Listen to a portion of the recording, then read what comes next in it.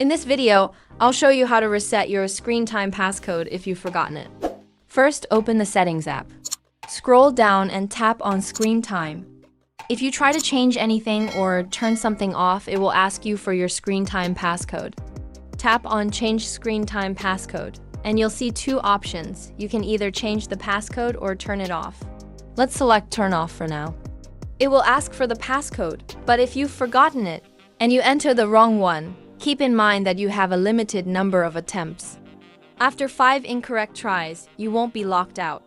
However, after 6, 7, 8, or 9 incorrect tries, you will be locked out and will need to wait anywhere from 1 minute to an hour to try again.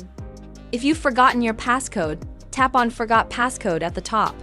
If you don't see this option, it could be for two reasons. You might be temporarily locked out, and you'll need to wait before trying again, or you may have skipped adding a backup with your Apple ID when you first set up the passcode.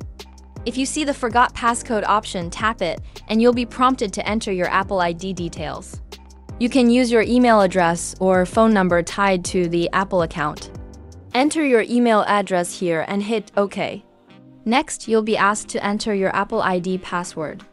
Once you've entered the correct password, you can hit OK, and just like that, the screen time passcode will be disabled. If you don't remember your Apple ID password either, go back to Settings, tap on your name at the top, then tap Sign In and Security. From here, you can tap Change Password to reset your Apple ID password. Once you've reset it, you can go back into screen time and disable it using your Apple ID login. I hope this helps.